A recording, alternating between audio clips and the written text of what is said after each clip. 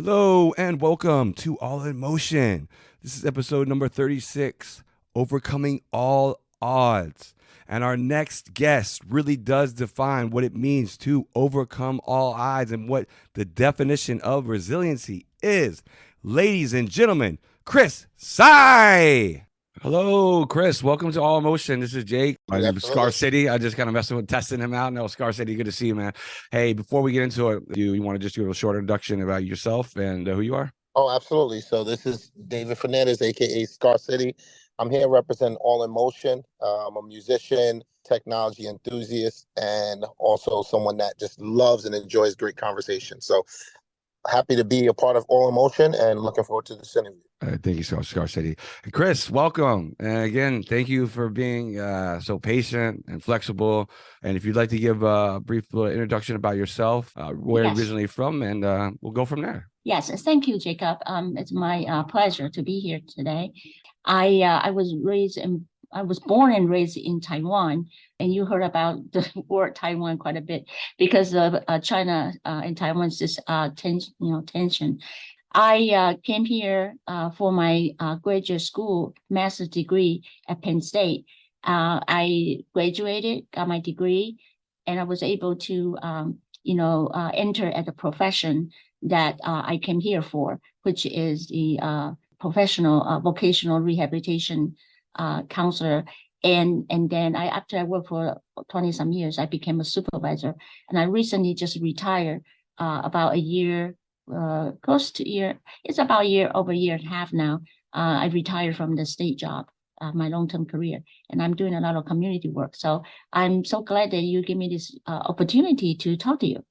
That's great, and appreciate that. And so, just with the audience, they can have a little context and understanding. Originally grew up in Taiwan and been in the States for around 30 years. So, you mind just sharing a little bit about before you moved to the States, what that experience like was going to Taiwan, and then initially you've been here for over 30 years, and just to share a little bit about your experience here in the States. Sure. When I was a kid, Taiwan was a developing country moving toward the industrialization. So many rural areas have rice fields and farmlands. And I remember playing with the mud and catching the tadpoles and frogs and kids playing outside in the nature all the time, every day. I was very much in touch with the nature, getting my hands dirty. This would not be allowed by today's parent living in the city. So that's how I grew up. I grew up in rural environment, in touch with the nature. So I love nature. No, absolutely. And we appreciate that. And another question for you here. So let's just say if you had to think back like 30 years ago when you first got to the US, what was that feeling like when you got here? What were your expectations and things like that when you got to America? Well, it was a mixed feeling. I was glad I arrived, and I look forward to my study. But I was kind of nervous and worried about the new and the unknown, partly because I had to stay at a hotel for about a month because I dislocated my left shoulder before I got on the airplane, and before I made the trip, and I couldn't come on time to the campus, so my housing contract was sold out and got canceled, and so I didn't have a place to stay, and I had to stay in a hotel. So I had to adjust my expectations. I have to accept the fact that I have to rely on transport people to transport me to campus to classes. Interesting. And how long was that hotel stay? About a month. 30 days. And when you got back to, you were able to actually get out the hotel. What was that like? Did you get that feeling of, okay, now I'm an American? How did that feel?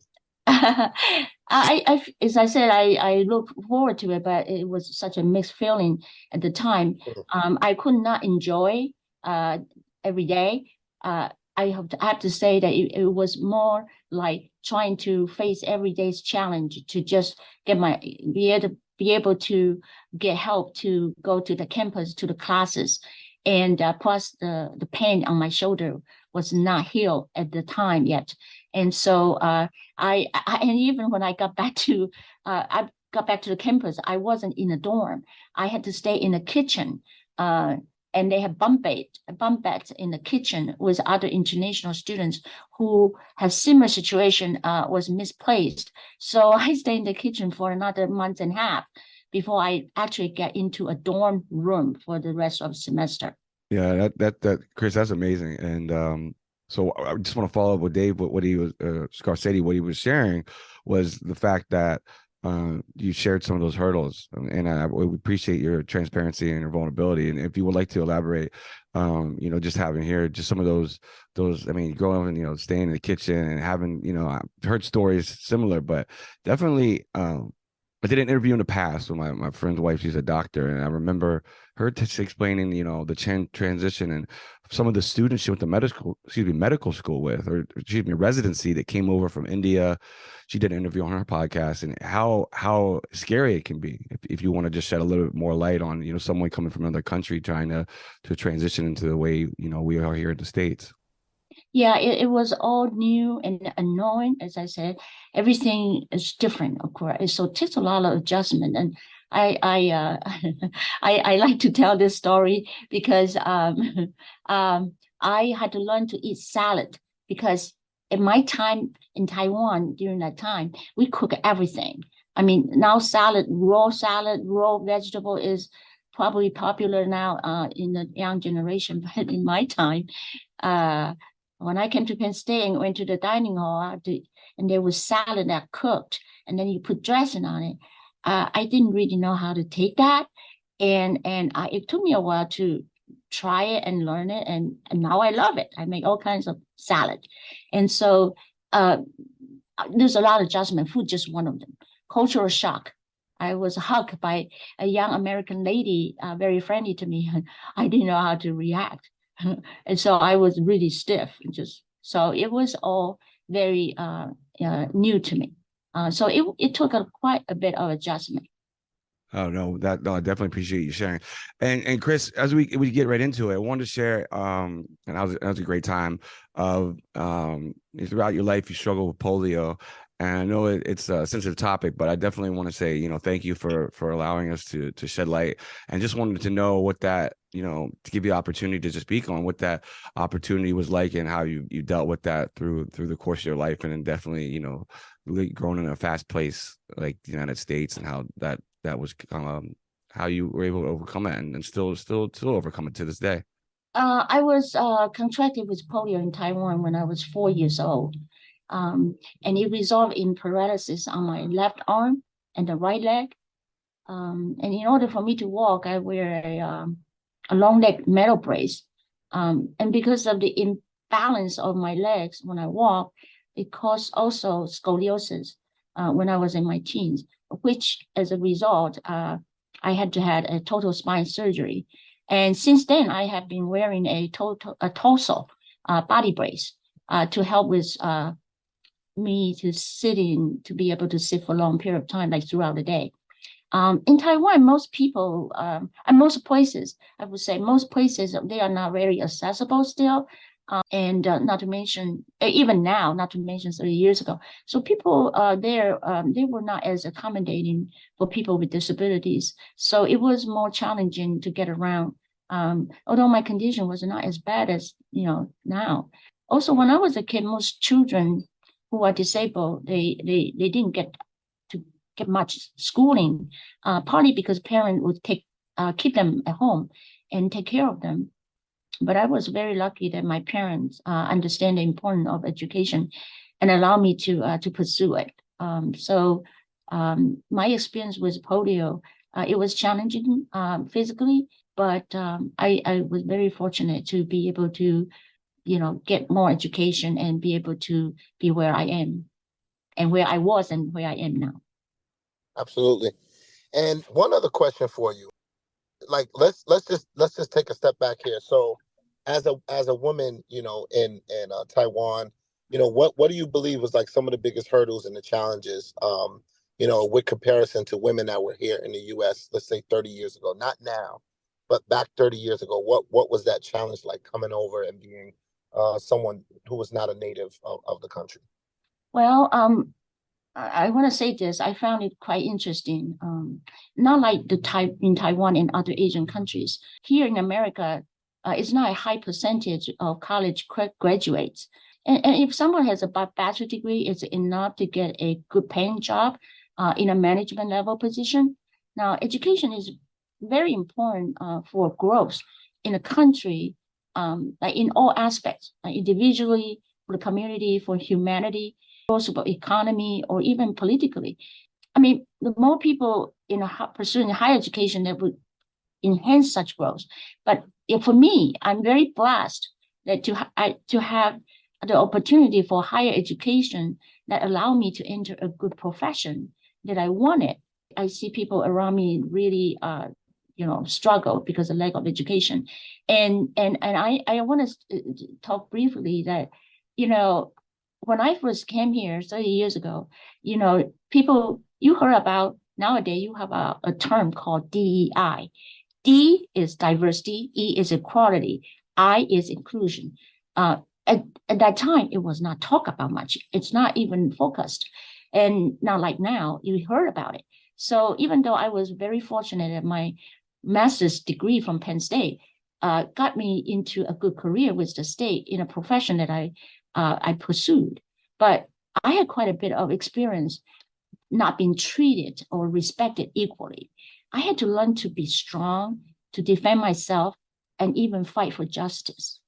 So it wasn't easy. Yeah, when I first came, I went through quite a bit of battles, but I became a stronger person, and I to be a fighter now.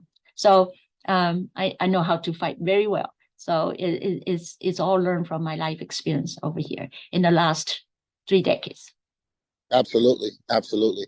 And one other thing I wanted to touch on, you mentioned about you being a fighter. What do you mean by that? Can you elaborate on that? Well, as I said, I had to fight for some injustice because I wasn't treated respectfully, equally, and I have to fight back if I have a ground. And I mean, I'm I learned to be assertive when I need to, and it's not easy because a lot of people judge people like me by the cover of the book. A minority woman from a different race, and so and I'm petite. I'm not a big woman, so a lot of times I run into a situation where people do not see me at their at the same eye level, and it takes a while for them to get to know me and know who I really am. Absolutely. And just going back to one of the questions Jake asked earlier about polio, I'm just curious. Do you think that this is something that nature has produced, or do you think this is something that is more of like a man-made disease? No, not at all. I would hope that people don't think in that way, because it would be such an evil mean thing to do, and I still believe in good nature of people, and I think man-made effort has been in all ways, but to make a disease to kill people, I do not think that is. I don't want to think it that way, and my belief personally is polio. Knowing about polio, if you study the science, you look into it, even in the link like Jacob sent, is it from the wastewater, is it from pollution, is it from different factors. It's not people made it. Okay. Absolutely. No, Chris, I appreciate that. That was the Mayo Clinic. And the just reading through what the Mayo Clinic put out is very educational for people. It's the mayoclinic.org. Why do you think it's such a lack of education and people even not necessarily have to go back necessarily for a higher education like a undergrad or master's or a PhD program, but some people have they have certifications, which is I believe I know some people have certifications. Why is in your opinion such a lack of people wanting to desire higher education in the States? I can speak from being a person from both like cross cultures, because I half of my life was in Taiwan, half of my life is here. And I see the difference over in Asia. I can only speak in Asia because that's where I was from. I don't know about Europe, but Asia education is so much emphasized, and it emphasized from the family, like the parents when they raise the kid, their goal is you got to go to college, and that expectation was set since they were kids. Here is totally different. It's a free spirit. Whatever you want to do is fine. If you can graduate from high school, the expectation is good. That's good. You have to graduate. Here, the expectation is set lower. If you could graduate from high school, parents they kind of leave you alone. They know you can get a job. Okay. If you don't get a high school, then they worry about you have, whether you could get a job and you have to get a GED at least. If you could get a college degree here, people are so proud of you because oh wow, you're gonna have a very good paying job in the future. So I think that there's a cultural difference here. The expectation was set much lower here in this country. Even the teaching materials, it's much easier here. This is why a lot of kids coming from Asia, if they come to the United States, they got excellent grades because they found out the math. They already do algebra when here was still doing just, divisions and deductions. So they start at young level to challenging the kids in education and set the expectation high. So, a lot of people here, they don't even graduate from college. And think about this, some states, like Pennsylvania state, where I am, the state even have a law allow kids to sign themselves out of the high school when they reach 17 years old. I don't know what they're thinking, the lawmakers, because they encourage kids not to graduate from high school. Because imagine how many kids come from dysfunctional family and they don't have support from the parents or relatives. So they are going to drop out. If they are able to choose, they're glad to make choices. And that's one good thing about America is choices, is freedom of choices. But when you that the downside, the downside can be that situation, too free. Kids got to choose, and they choose to not like school and drop out. So you don't have a lot of graduate from, you have a lot of dropout, even in college. The same thing, they don't have enough support, plus the financial burden. So those are all reasons. Yeah, for sure. And one other thing I want to follow up on was because that was more of a retrospective question. Do you feel like it's the same way now in terms of someone comes from any Taiwan or anywhere in the Philippines or wherever, right? And they come here, you feel that still applies where the education is stronger there than it is here, generally speaking. I'm sorry, Dave. Can you rephrase your question again? So that question that Jake asked you was for 30 years ago. So the question is, do you feel that if someone comes from the country you came from, Taiwan, and they come here to the US, do you feel that they would still have an advantage over the children that, are born here in the US? Or was that just back then? Okay. To my knowledge, it's still to a large extent still the case. However, the Taiwan has changed in a little bit in the education system as well in terms of culture wise. So they got influenced by Western culture, like from America and free, like the culture has impact on Taiwan. So I know the younger kids nowadays, they are a little more spoiled than my generation. So they actually, I according to friends that I have, the children, I can only speak from that point because I live here most of the time. But my friends say that their kids, they found it is really discouraging because they more are not liking the schools.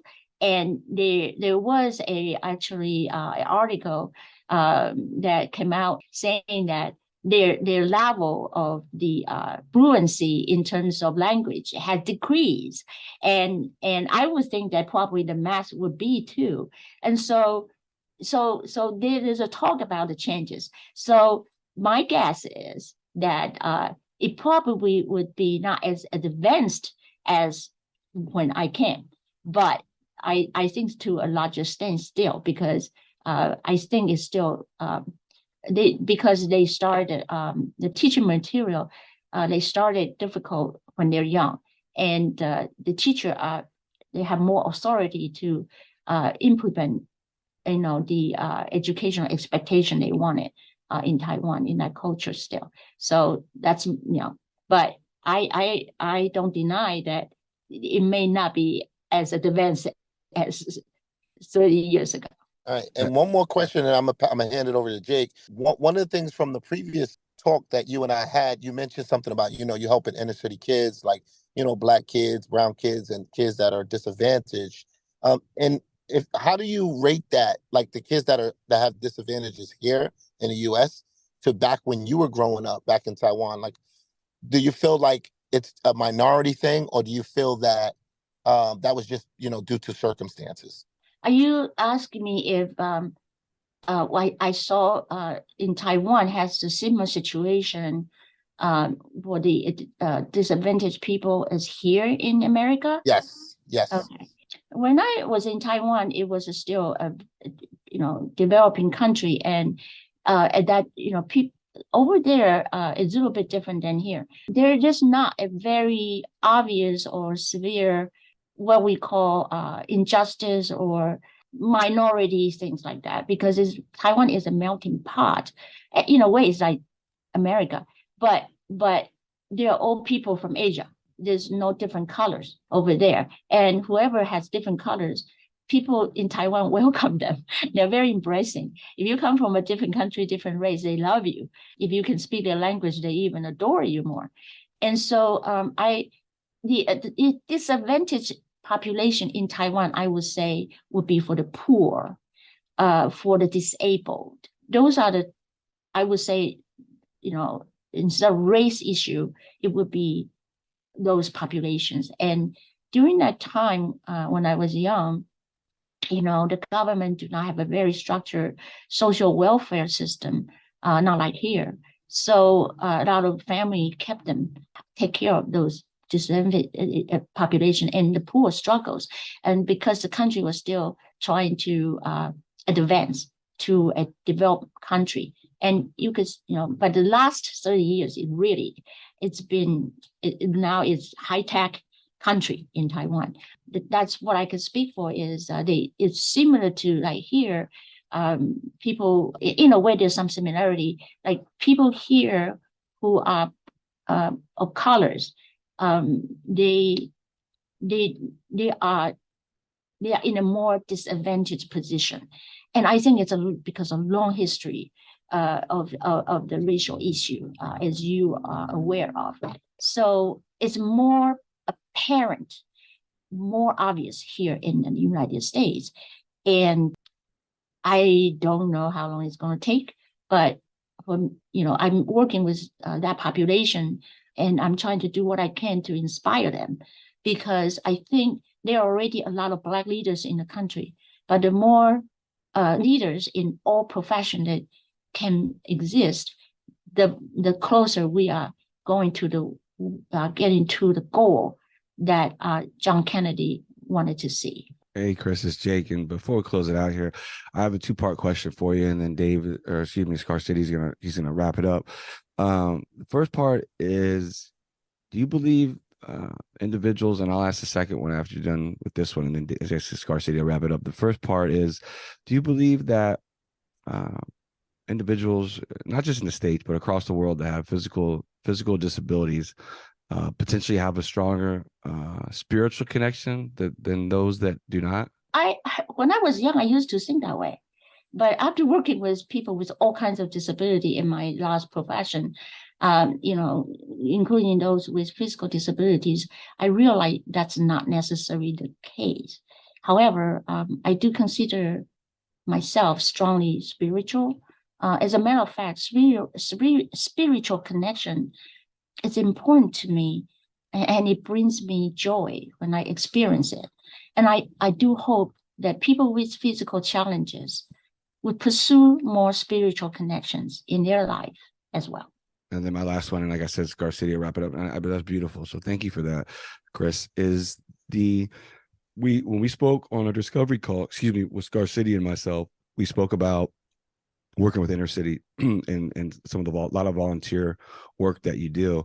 Do you mind just, and I know you kind of you spoke about throughout the interview, but do you mind just going a little bit more detail about what does that do for you? You know what I mean? Like, what do you see outside of your whole life and everything that you've done? And I want to apologize. You do have a daughter, and we didn't recognize that. So, that's a big accomplishment. I know Scar City has children, and I'm don't have any children yet, but I still might. But I just want to say, I think that's something that definitely, is very, very something we, accomplishment. Both you, Scar City, I said, I give you both props, and I definitely think it's awesome. It's a lot of work to raise children. Thank you for both for that. But also, lastly, Chris, before Scar City closes out, what value, and like I said before, the last part is what do you see that really, really makes you happy about being able to do the volunteering and help the inner city, what you're doing currently? Well, I just have that passion of helping people, and partially maybe it was because the hardship I had to gone through in my personal life, and I was blessed to turn into a person that followed more on the positive path, instead of being a bitter negative person. I am very positive, and I wanted to try to help other people to make their path a little easier. And that's why I always enjoy helping people. Ever since I was a young teenager, I started helping friends around me, and then I gradually set my goal of helping more people. And then, I that's how I set my goal. So it allowed me to not just, set my personal goal in life, but also enjoy my life in a full way.